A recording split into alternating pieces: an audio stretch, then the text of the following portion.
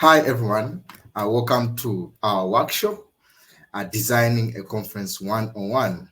My name is Elvis Omoit. I'm from Uganda, and I'm currently the Youth in Landscapes intern for Africa at the Global Landscapes Forum.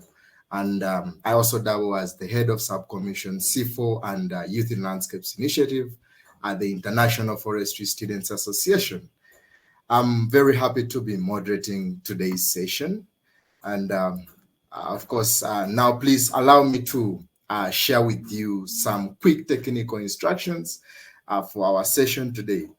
It would be great if you could have your camera on if your internet allows it. And it would be also great if you could interact with us via chat and keep your microphone muted when others are talking. Of course, we would like to invite you to introduce yourself on the chat and share with us where you're watching us from. And for that, we shall do a chat wave. And for chat wave, for those that may not be familiar with it, as I speak, you can just type your name and probably where you're joining us from and your favorite landscape, but don't press send until I tell you to do so. Yeah, just type your name, where you're joining us from, and your favorite landscape, but don't send in the chat. Okay, so before we kick off our discussions today, I would like to quickly go over our agenda for today's session. And for the first part of the workshop, we are very excited to have presentations from two speakers from the Global Landscapes Forum team who will share with us some of the key aspects of event building, including its conception and knowledge sharing, overall coordination, and the necessary communications efforts that are needed to conduct a successful event. And for the first section of our session, we are happy to count with the participation of Andrea Chavari, who is the social media specialist at the GLF, and Venetia Galanaki, who is the GLF Events Project Officer. Thank you all for joining us today. We are really very excited to hear what you have to say. And all their presentations will be followed by a Q&A session where you'll be able to directly interact with our speakers and discuss your own ideas on the needed steps to successfully conceive an event. Yeah, this will be followed by a round of discussions in the breakout rooms where our audience will be invited to collectively organize an online session based on what you learned from our specialists' presentations, going through the details on conceptualization, coordination, and communications, basically to just practice what would have been shared to see what you can build from that. We will then return to our main plenary where you will be invited to nominate one person from your group to share your ideas and, of course, receive some feedback on what you would have developed. So now we are all set with our agenda for today. Let's see who is here with us. You can now send in, of course, in the chat, just like I mentioned, your name, where you're joining us from, and what your favorite landscape is. Let's see. Of course, I see some people already sent. I see Pauline joining from Indonesia. Of course, Irene joining from Greece. Thanks for joining us. Maybe I hope you're able to all use the chat.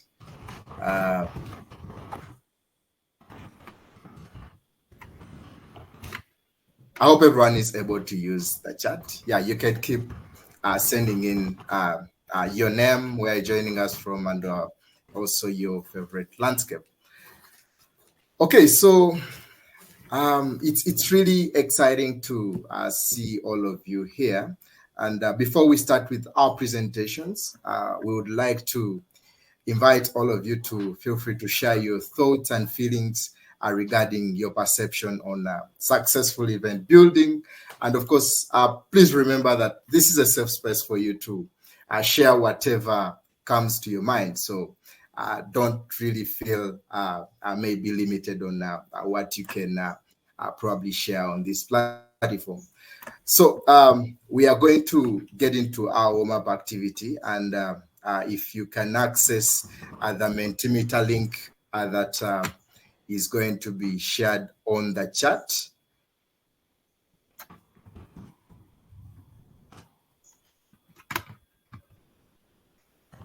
Okay. Okay, if someone could help me share Mentimeter link on the chat.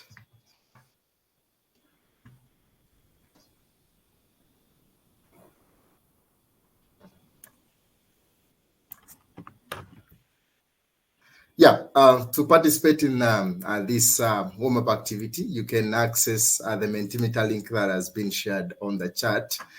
And I'll just give you a few minutes to probably get onto a Mentimeter.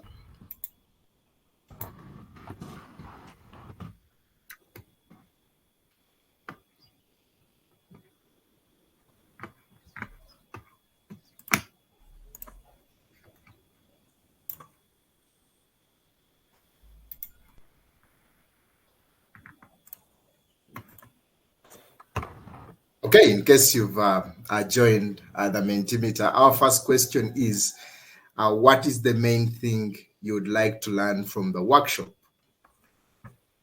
You can just type in one word what your main thing would be that you would look up to learning from this workshop.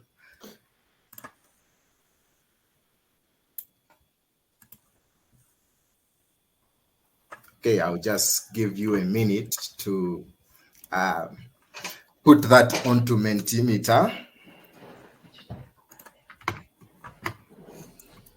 In case you're not able to access Mentimeter, you can also share with us on the chat. Feel free to also share with us on the chat.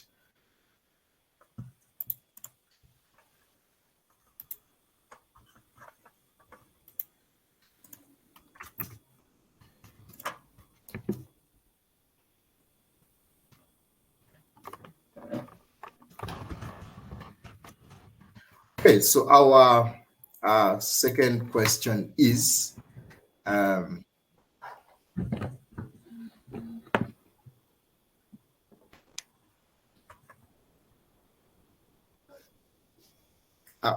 what do you believe must be at the center of successfully building an event? What do you believe must be at the center of building a successful event?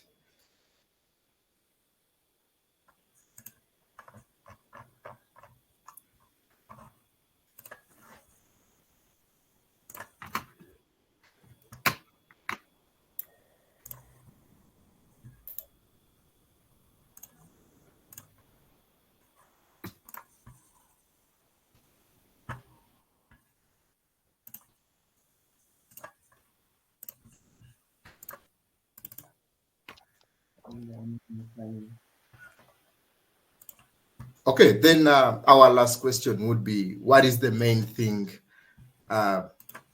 you would like to learn from this workshop? I see Nabosa said perhaps detailed organization in advance. Okay, yeah, feel free to also use the chat if you're not able to access a Mentimeter.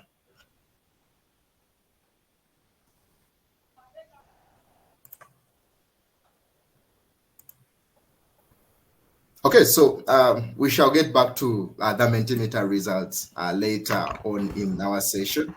And for those that have shared their thoughts, thank you very much. We hope that the program that we have set for today helps you in achieving your learning goals. And of course, without any further ado, we would like to invite our first speaker, Venetia Galanaki, who is the GLF Events Project Officer, who is going to take us through some of the basics on overall event building. Venetia, thank you so much for being here, and the floor is yours. Hi, everyone. Thank you, Elvis. Can you all hear me okay? Yes? Okay, great. It's good to be here. And I was just sharing with my team that I started as part of youth organizations as well. So it's really nice to actually be back in that space and be able to talk about different things I learned in the process. So I'm just going to share my presentation. Also have a bit of a sore throat. Apologies for that. But, it is what it is. And just give me a second because I haven't used this platform before. So just trying to find everything. Okay.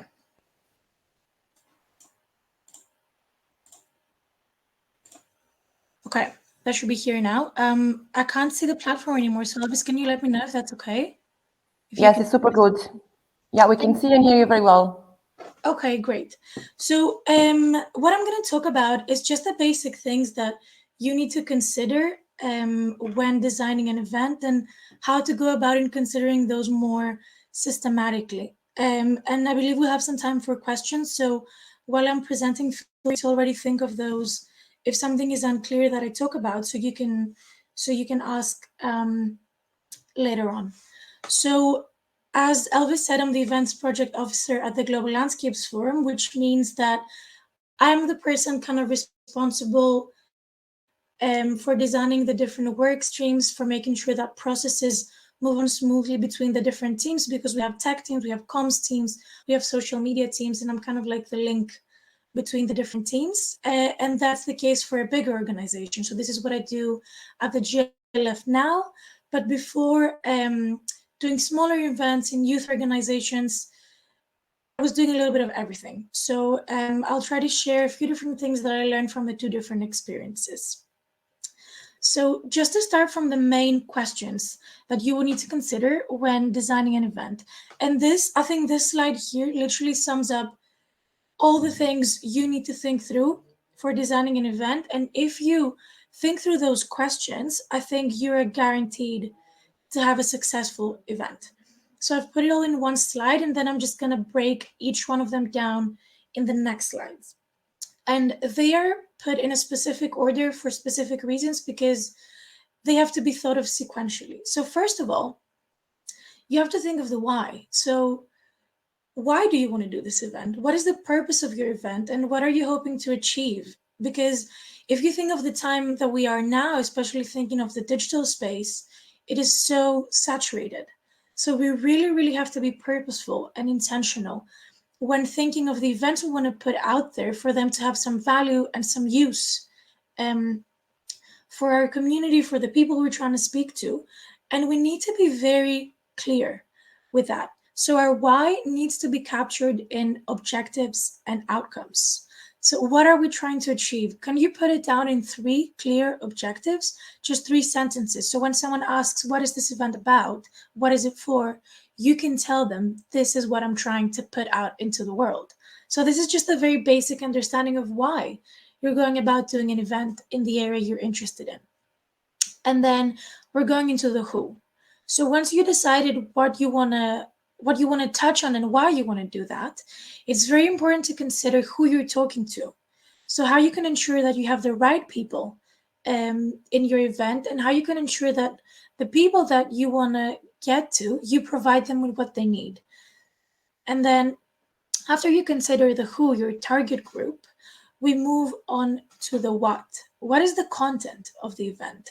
So how do we actually meet the objectives that we've set? So how do we kind of lay out a whole event being guided by the objectives that we set out? What kind of content is going to meet those objectives? And then we go to the when and the where. So this is more on the practical side of things. So when could be a question about, timing in the day, considering time zones, but also considering the context that you're working with. When would be the best time for such an event? And where, if it's digital, what kind of platform are you using? Which people are you trying to reach? You have to think about bandwidth, internet bandwidth in the different areas of the world, and how that's going to impact participation. If you're going for a global event, if you're going for a physical, there's a whole host of other things to consider. So it's always important to consider of the space you want to take with this event, whether it's physical or digital. And then the how is how we bring this all together. So how can we, systematically and in an organized way be able to achieve and respond to all the previous questions and achieve a successful event? So how do we go about coordinating? So I've kind of touched on the different things, so I'm going to try and break them down a little more for you. This is a short presentation, so it's kind of like concisely discussing those topics. Obviously, there's a lot to be said about the different ones, and it depends on like how big the team is, how big the event is. But these are just some basic guidelines, and I tried to put the ones that are kind of relevant for different contexts, sizes, lengths, different teams. So this is just a basic overview of those things. So first of all, on the why. So the why is broken down into aims and objectives. So again, trying to be very, very clear about those, having simple language to describe them, and being able to summarize your whole event in those. And then we go into key messages and questions. So what is it that you're trying to convey? What is it that you're trying to say with this event? And then for the questions, this is a very important one. I think especially coming from a youth organization, sometimes I was definitely feeling kind of uneasy trying to, put the good content out there, and sometimes forgetting that as an event organizer, you're not here to provide the answers, but you're here to open up the space for questions to either be answered by the people you bring in or just questions to be explored. So don't be afraid to not have all the questions you want to cover in your session answered by yourself, but be intentional in what kind of questions you want to open up. So this is one thing that, it was kind of radical for me to find out being in that space, and coming from a place of knowing that this is a co-creation process with the people that you bring in. And then it's important to have session outcomes. So that ties into the why of the session, because it's important to think of what we're trying to achieve with a session. What are you hoping people to either do after your session? Are you going to have a call to action? Or what are you hoping the people to get in terms of learning outcomes after your session? What are you trying to get in terms of other things, like, if you are showing maybe a policy paper that you create, are you hoping people are going to read that? So kind of be intentional about the things that your event is serving outside of that 1 hour or 1 day that you have the people there. So there's just some questions to consider when you're starting out. Then thinking about your audience, your target group. So sometimes you might have a specific target group in mind. So you would know their level of expertise, you would know their needs, and you would know how to address that. So that can be the case sometimes. So you can be quite clear as to how you want to approach that. If you don't know who is going to come your way, it's good to be intentional about who you want to come your way. So then you tailor the session accordingly. So, for example, if you're targeting youth of a specific sector, you know more or less what kind of information you need to convey to them and how to package that to get it to them. And then it's good to consider audience size. So how big is your event? Because that's going to determine the structure of the event, which I'm going to go into it later. But it's always good to kind of have a range of how many people you're expecting, because some formats are good for less people, like more interactive, workshop style, a lot of talking with the participants. But then when you get to bigger audiences, you need to consider like other forms of interactivity. So you need to kind of anticipate the size of your audience. And then accessibility in terms of if it's physical, obviously, accessibility in the usual sense. In the digital space, this is another concern as well. Like, are you able to provide maybe closed captions? Is there a budget to provide additional languages? So those kinds of things to consider. And also the accessibility issue is really tied with who you're trying to reach. Again, maybe thinking about internet connection in some places. If you're using a platform that takes a lot of bandwidth, maybe that's not the best when you're trying to target people in those areas. So really thinking about who you're trying to communicate with, and then matching their needs and expertise and accessibility needs. And then reaching this audience, this is what my colleague Andrea is going to talk about. So if you've created this whole thing, and how do you get to the people? So this is going to be the next presentation that Andrea is going to go through. So moving on to the what. So as I said, those questions are sequential. So first, you've decided why you're doing your event, what are the objectives, who you're trying to get to, who is the target audience, and then it's the what, the content. How are you actually translating your objectives into content? And this is the objectives are going to be really useful here, because sometimes we might get lost into what we're trying to achieve. So the objectives always bring you back. So when the content sometimes kind of like goes in all sort of directions when you're trying to plan out your event, the objectives always bring you back to that. And it's a place for, if you're a team working on an event, a place to collectively align and be sure that you're all on the same page. And then you're thinking about the event or session format. So again, as I said, is it going to be a workshop? Is it going to be a panel? Is it going to be maybe a big session that has some interactive elements? And then the methods you're going to use for that. So maybe taking inspiration from non-formal education methods. So if you want people to reflect on something, is there a method that you can use that would be the best way to do that? So if you look different things like that up, like if you Google non-formal education methods, if you're not from that space, you're going to find a whole host of cool things to do. And then thinking about speakers is who are the best people to cover all the things that you want to discuss. So really being intentional about who you invite. Also, I'm seeing I'm running a little late, so I'll just try and be quicker for the next few slides.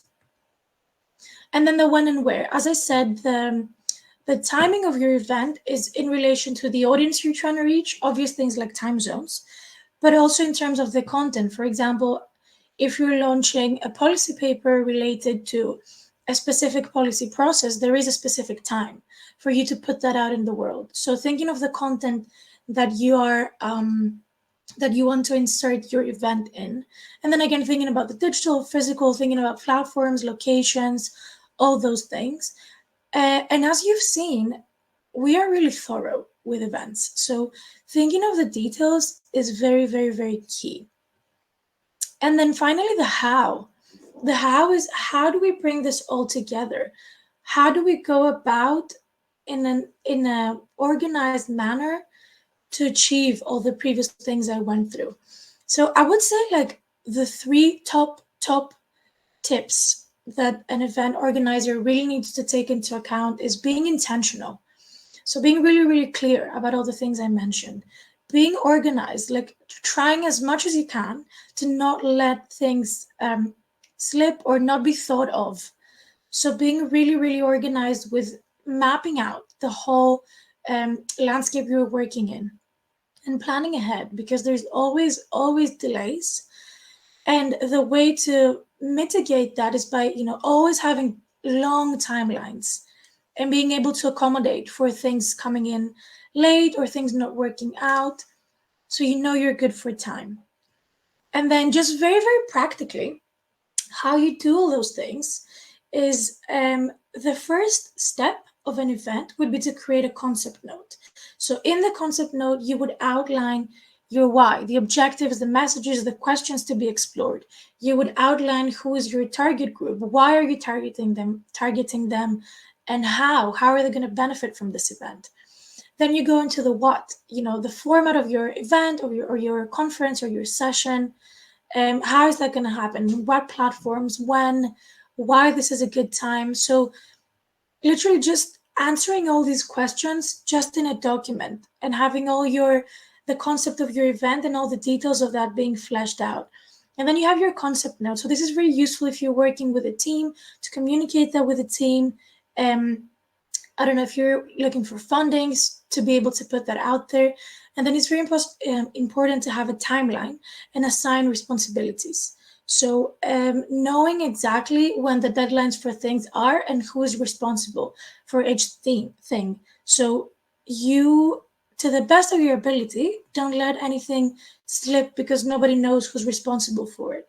So it's really, really key to know who's doing what and at what times we're working with.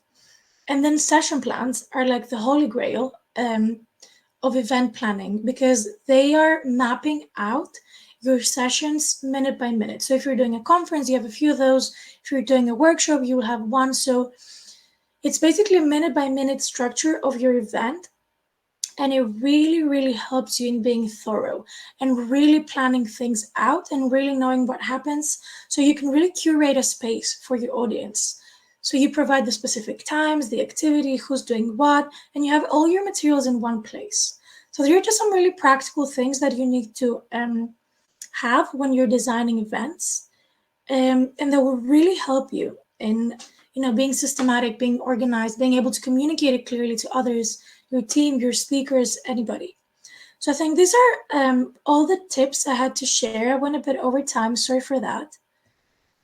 And speakers do that. So know that it happens a lot in events. So just, something that we see a lot. So thank you for that. And for more, you can visit Global Landscapes Forum to see our events and everything we have coming up.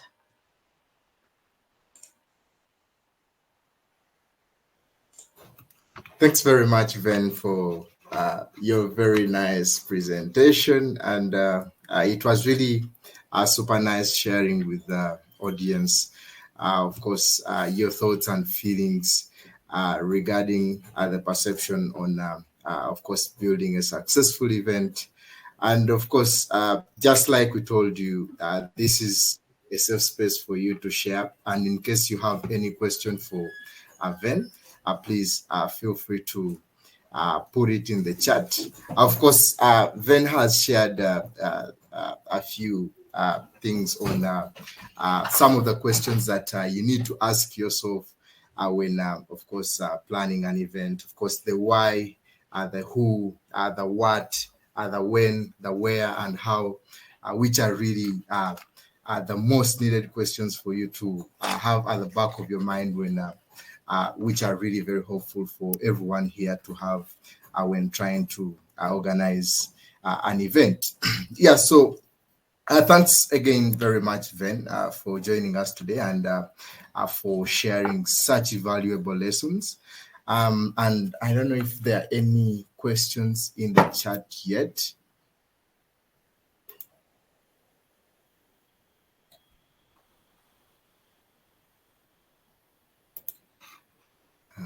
Okay.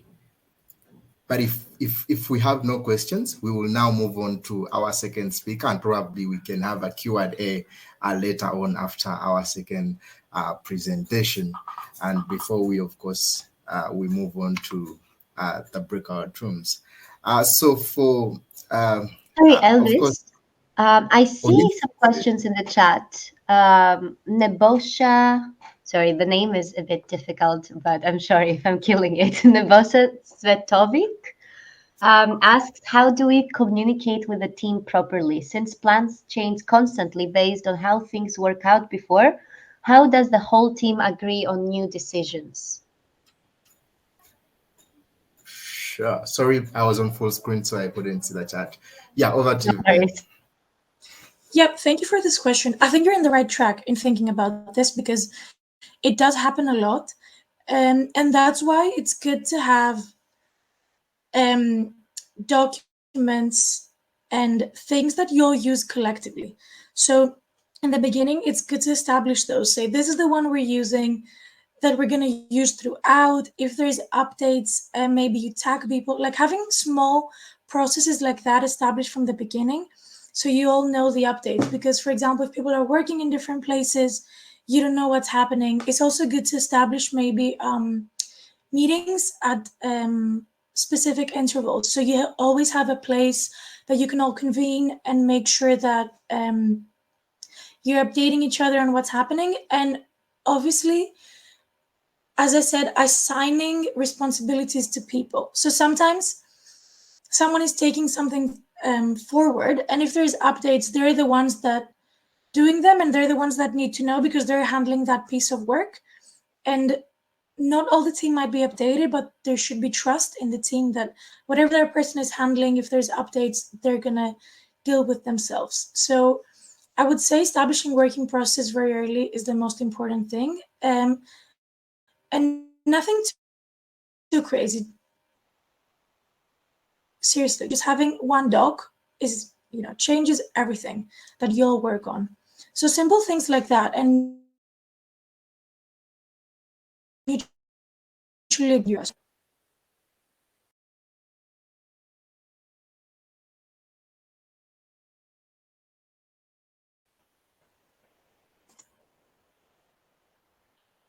Elvis, maybe we can move on to Andrea if there's no more questions.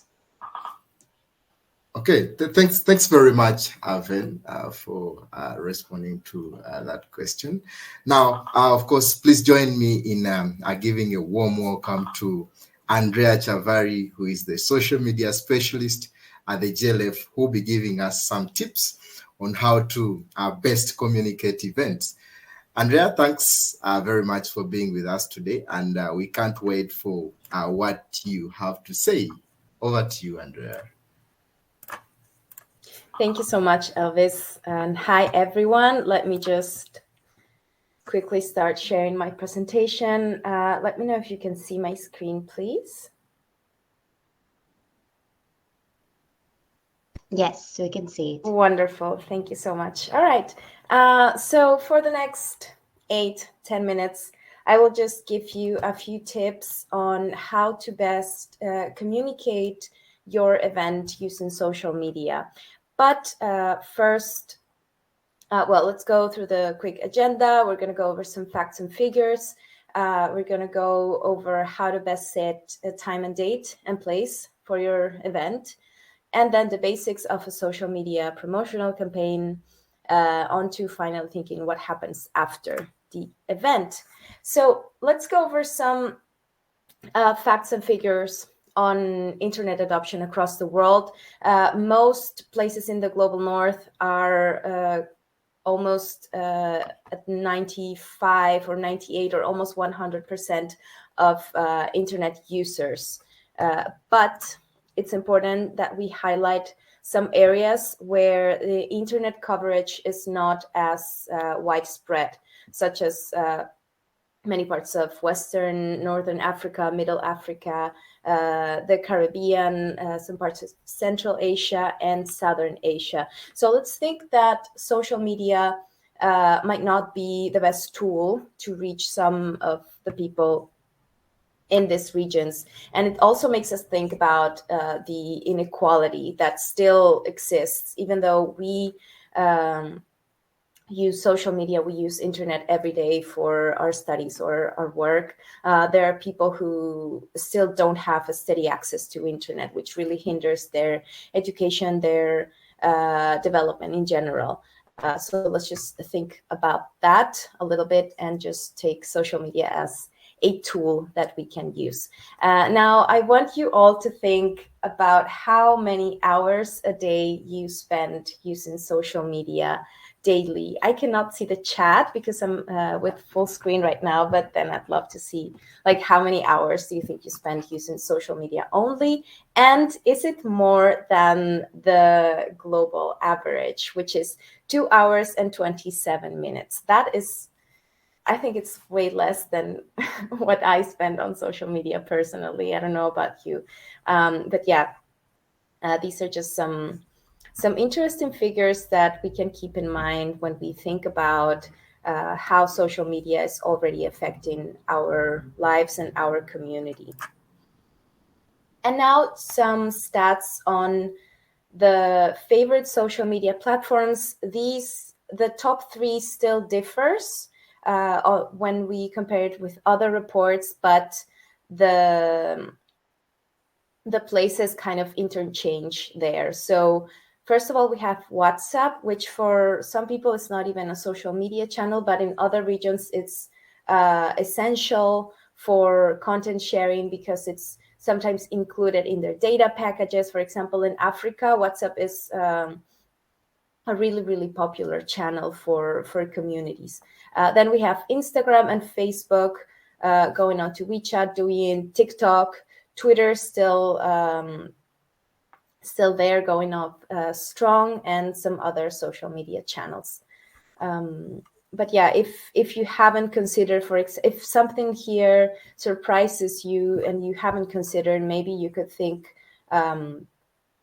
not about going into this social media channel necessarily, but asking around your community, asking around your colleagues if you're seeing that they're using a new social media channel and how this compares to the global stats here.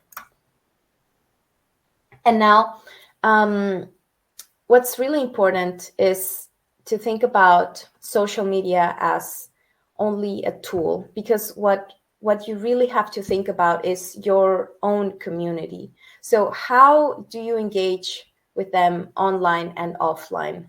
Don't think about social media as your be-all end-all tool where you communicate everything. Think about your community, and then how social media is serving your community and yourself.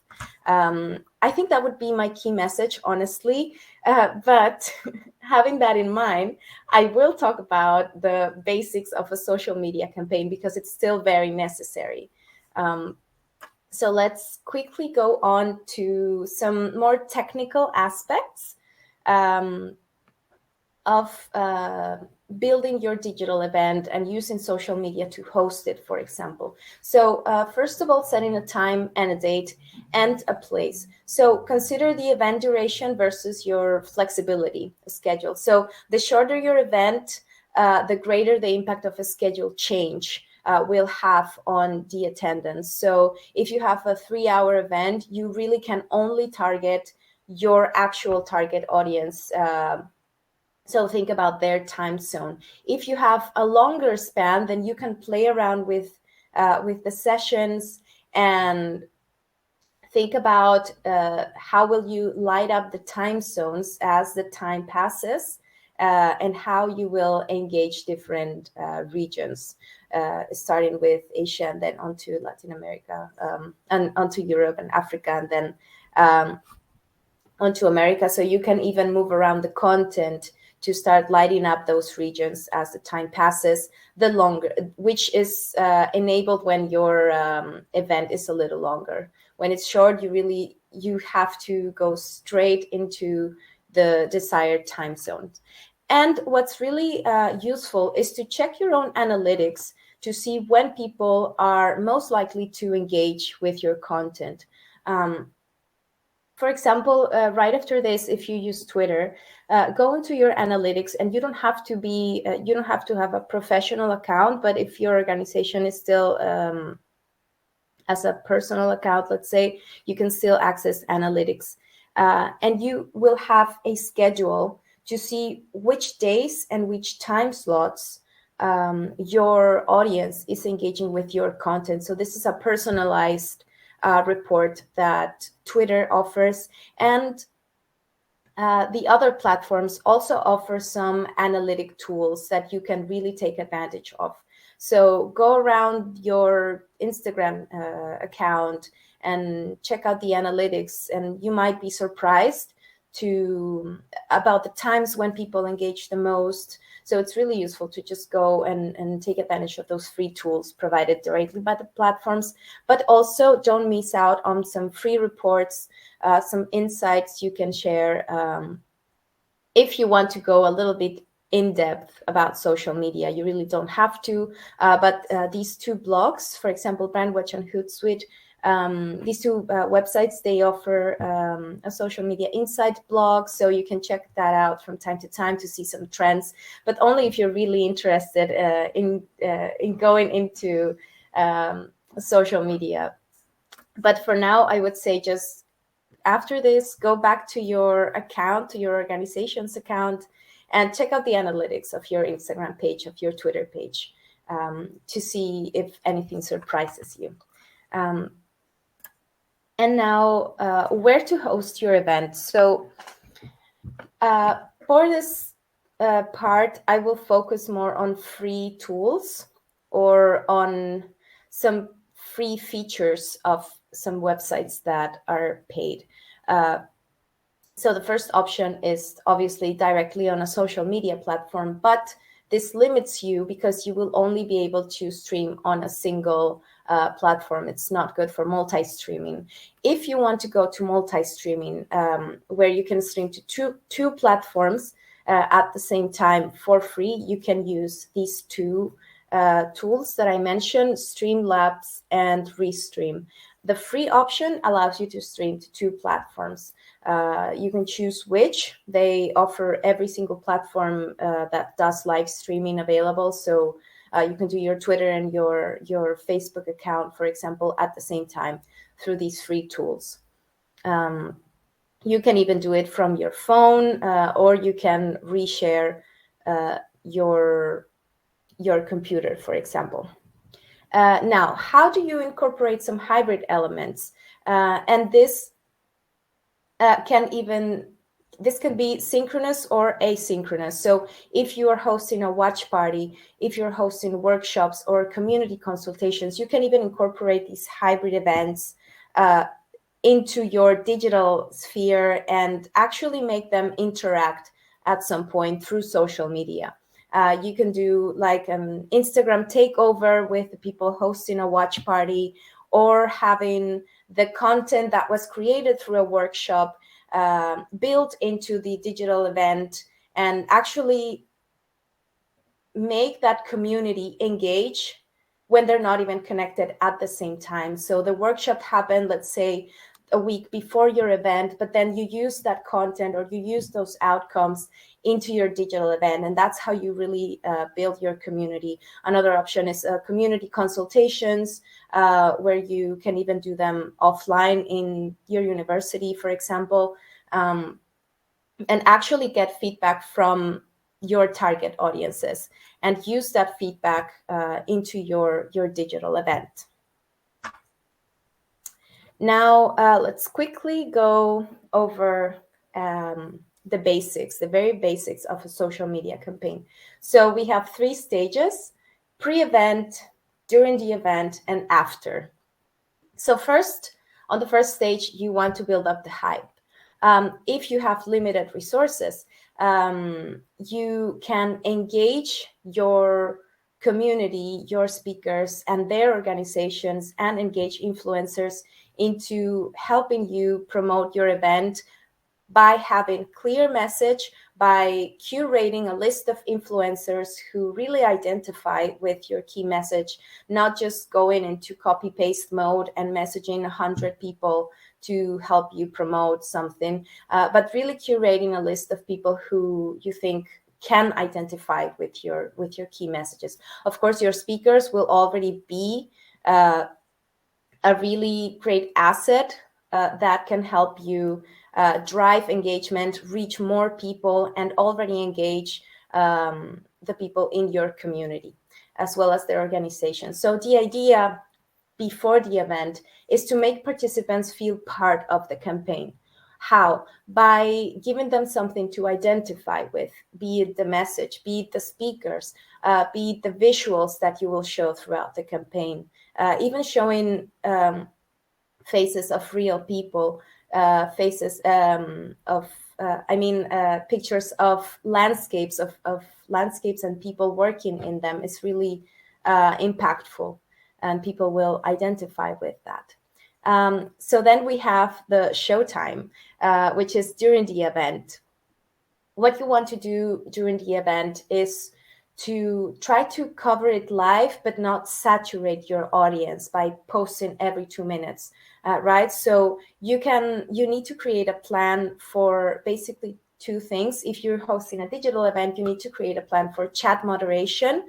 So someone who will be there answering the questions, collecting comments and passing them on to the moderator, sharing important links, sharing relevant information in the chat, and also someone or a group of people who will be helping you in live tweeting and live posting, getting quotes and tweeting them using your hashtag, getting screenshots, if it's a digital event, or quickly uploading pictures if it's a hybrid event, or if you're incorporating some hybrid elements,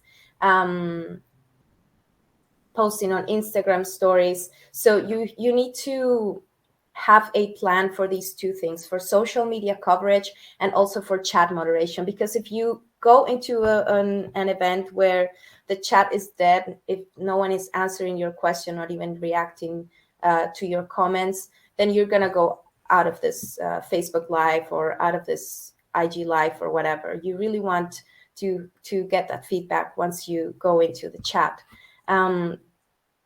And after the event, what you have created during the event is content that is alive, that can be evergreen, and you have created new knowledge to be shared by creating these connections between speakers during your sessions. So you need to really reassess how much of this content can be repurposed and can be targeted for each audience. So you can create infographics out of an insightful session. You can create short format video like Reels, YouTube Shorts, TikToks, obviously, with really impactful messages from your speakers. You can invite guests or volunteers from your community, or guest speakers to write blog posts. You can repurpose whatever content you created during the event and publish it to celebrate international dates and when it is relevant with the current event. So you really need to appreciate how much content and how much knowledge you have enabled during your event, and try to repurpose it after it. Now let's go into the visuals. I think this is pretty straightforward. So I guess most of you know about Canva. That is a free design tool, which is even free for students and NGOs. So you can get a free premium account on Canva to start creating your visuals. You can also do some other free tools that are available online. But I'm not going to go into like design theory or anything like that. What I would just want to highlight for your visuals is to use images that your target audience identifies with and that are as authentic as possible, to have one clear call to action that is in your visual and in the post that will be published alongside this visual. So just one call to action per post and per visual, because you don't want to saturate and confuse your audience. For example, here is just register now, here too, just register now. That is one clear call to action that you want the target audience to take after seeing your post and your visual. And another tip would be to invite your guests, speakers, and partners to use templates. So if you don't have time or the resources to create a personalized speaker card for your guest speakers, or a personalized info card or promotional card that your partner organizations can use to help you promote the event, you can use a Canva template and have them create the content with the branding that you have set for your event, and that way they will help you amplify your campaign by allowing them to create their own visuals, basically. And now let's go after the event. So how do you communicate your event outcomes? You obviously have to go back to your objectives and see what you have accomplished, what connections you have made, and how much of each theme has been explored. For example, if you set up a set of themes for your conference, and then you also want to engage other partners in amplifying your post-event outcomes by contributing to a report, by contributing to a statement report or to a joint statement, or contributing to a blog post, and really gathering that knowledge from the partners as well to see how they lived the event, and what really worked for them, and what kind of knowledge they were able to create and share within their own communities. Of course, after the event, it's really important that you create evergreen content by repurposing sessions, collecting best quotes, writing blog posts, etc. And also, don't forget about traditional media channels. If you can reach out to a local media outlet, then do that, because they're always looking for interesting stories. And don't stay focused on social media only. Try to, if you have the resources and the time, try to also engage with traditional media outlets from time to time. And the after event is, I would say, is a low-hanging fruit for engaging with media channels, because you're already producing an outcome statement, for example, or an outcome report out of your event, or a blog post. So you can even turn that into a news advisory, and share that with some traditional media channels. I think that would be it from my side. So I'll just stop sharing my screen. Thank you very much.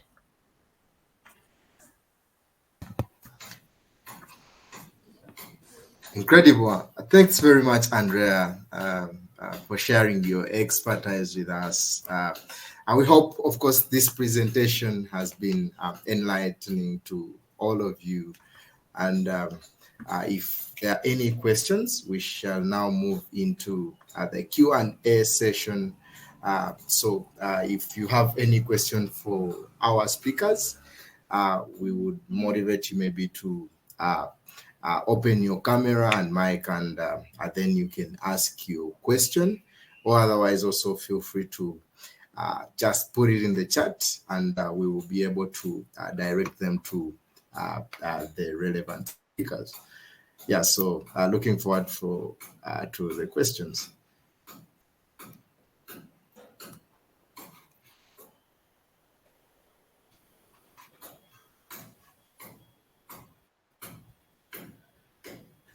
Elvis, I don't know if you can see the chat. I gathered the two questions that were there before, and maybe we can ask those to Andrea and Ben. Yeah, sure. Okay, the first question is to Ben. Do you have an example of a digital event you've attended that you really enjoyed? What were the elements that made it stand out for you?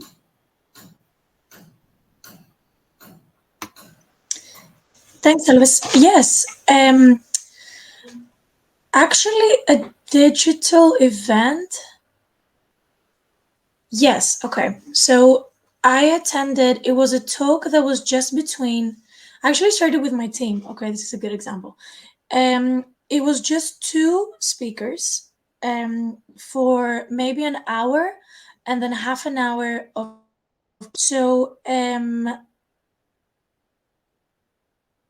I think we've had a lot of digital events with a lot of people speaking for very little time, feeling a bit like, just intervention after intervention.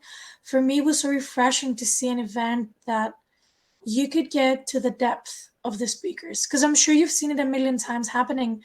There isn't enough time for speakers to really lay out their thoughts. So it was really refreshing to see a natural conversation. And in a way, it felt new, just, getting insights in a conversational manner instead of someone talking at you. So it was literally hearing a conversation between two people, and interrogating, in not in an aggressive way, in a way that they were trying to get more out of each. That really stood out for me, because you could get to depth, and you could get a lot from two people, and it felt natural and not rushed. And I did share it with my team, because I'm thinking like it would be good to explore those kinds of formats in a space where everything feels like it's too quick, there isn't enough depth. A lot of it is like very superficial, and we're not really getting to any real information. So this was a format that I really found really timely and really easy to follow. Yeah, thanks very much, Ben. That's quite, of course, illustrative of a very nicely organized session. I totally agree that a session that has a conversation within the speakers has a lot of touch with also the audience. I mean, they're able to follow through than a session where you have people, I mean, just share information and then the audience really has no chance of having the touch with the speakers. Yeah, maybe a question for Andrea. A lot of environmental organizations and scientists have been using Twitter to talk about their work and, of course, events and workshops. With all the turmoil around Twitter currently, do you think another platform will emerge? Indeed, there is a lot of turmoil around Twitter right now, but it's incredibly hard, and the process for a new social media platform to emerge actually is very, very long. And right now there's a lot of talk about this new platform called Mastodon, which is like Twitter that works with different servers. So you basically host your own Mastodon server yourself. It's different the way that it is hosted anyway. But right now, I don't think, specifically for environmental organizations and activists, that they are going to be in danger of not finding their audiences, because Twitter users are also users of other platforms. So there is a lot of overlap within these audiences. And if they don't find themselves comfortable in one social media platform, they will simply migrate to another one that they are already using. So I guess communities tend to find themselves somehow, and it's not like they're going to be lost anyway. And yeah, I think it's really hard for another platform to simply emerge. Like they're talking a lot about Mastodon. It's actually very, you have to get millions and millions of people using them. So it's really not that easy.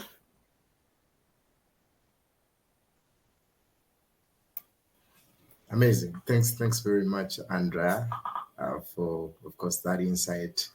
Okay, so I'm not sure if we have any more questions. I can't see any in the chat.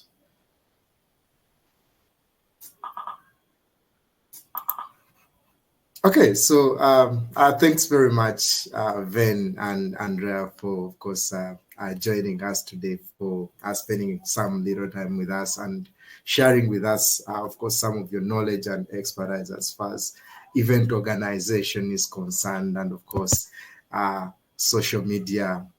This was, I hope, hopeful to the audience. And I think right about now we shall move on to our next item on the agenda, which will be putting into practice what you've been able to share with us. And for this, I'll invite Irini, who is going to explain our next section that we shall be doing. And thanks very much, Venia and Andrea. That was really awesome having you here. So I'll hand over to Irini to take us through the collaborative activity that you're going to be working on. Over to you, Irini. Thank you, Elvis. And of course, thank you, Andrea and Venetia. I mean, I'm very lucky to be working with people that know so much about events. I really followed both your presentations very, very carefully, and we worked together, which actually says a lot about the depth of your knowledge. So thank you so much for taking the time to share with us today. So now we would like to invite the people that are watching so far, Andrea and Van, sharing all this beautiful tips and tricks on how to build an event, to pretend you have an event to build all together.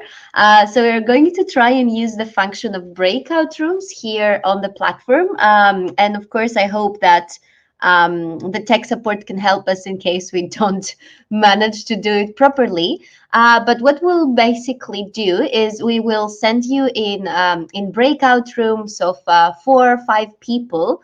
The breakout rooms will be self-facilitated, which means that one of you in the breakout room should actually take the lead and facilitate the conversation. And you are going to receive a link on a Jamboard. Jamboard is very, very easy to use. You just click on the link and you'll find on the left side some post-its that you can use to write on the platform. And there you're going to see certain questions that reflect what Andrea and Ven just shared with us. So that you will be asked, what is the general theme of your event? Who is your target audience? What is your objective? What will be the format of your event?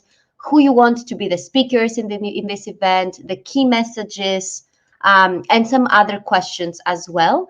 You will have for that 20 minutes in total.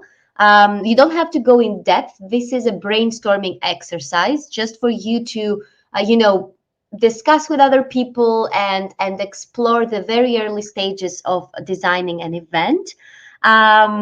If you have any questions, of course, you can let us know in the chat, and Elvis and I will be going around between the breakout rooms as well to check if anything is needed. Again, apologies in advance if there are some technical difficulties in this, but it's the first time we're actually, using the platform. So there is always that. So I'm going to try now to send you all in breakout rooms. Okay. I hope everyone is now back in the session. Yeah. So maybe we'll come back from the breakout. We hope you did enjoy yourself, and of course, we would really look forward to maybe some of you sharing with us what you came up with. Hope it was an interesting experience. So let's just dive right into it. We can maybe have someone from group 1 if you would like to share with us what you came up with in your breakout room. Anyone from group 1?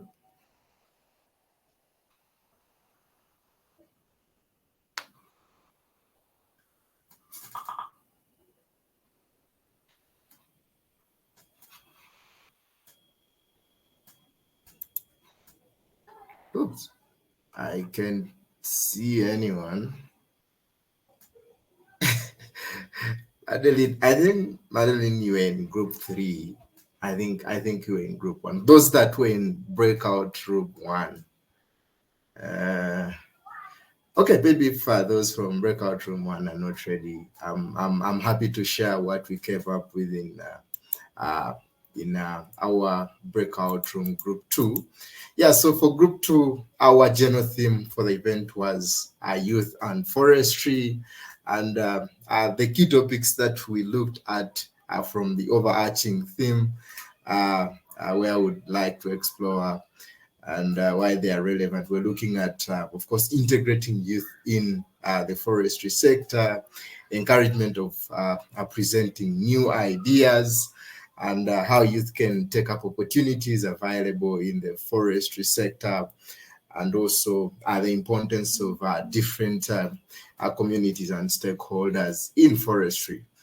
Then moving on to our target audience for the event, we're looking at, of course, young adults who are, of course, youth and early professionals, that is, of course, 18 to 35. And that was our target audience. And how we're planning to reach out to them is, one, of course, through social media, across different social media platforms that are used by this target audience, then promoting the event in different schools and faculties, since most of them might be going to college and universities. Then, of course, inviting them personally to join the event for those that we can reach out to. Maybe also, lastly, cross-promoting with different youth organizations that are working within the forestry sector. Then moving on to the objective for the event, we're looking at teaching the target audience the importance of diversity in age groups in the forestry sector, and what we hope to achieve, and the ways the participants would benefit from it would be participants becoming more confident in their ideas and plans, and then participants being interested in the forestry sector. Then the format, we're looking at an online workshop, and of course this is because many of these young people have access to the internet, and it's an easier way to connect. And I mean, you can do it from home, so it's comfortable, and it's a bit less formal. It's a less formal format. And then the speakers, of course, we're looking at professors, foresters, and of course, we would reach out to them through invitations via email on their workplace. Yeah, then, yeah, so those are some of the things that we shared, but of course, due to the time limit, I can't really share everything. Maybe if there is any other person from another group that is willing to share with us briefly in around 1 minute, feel free to do so.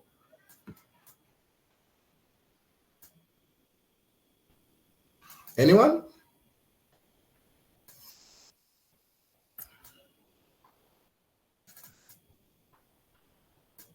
Samita, you want to share?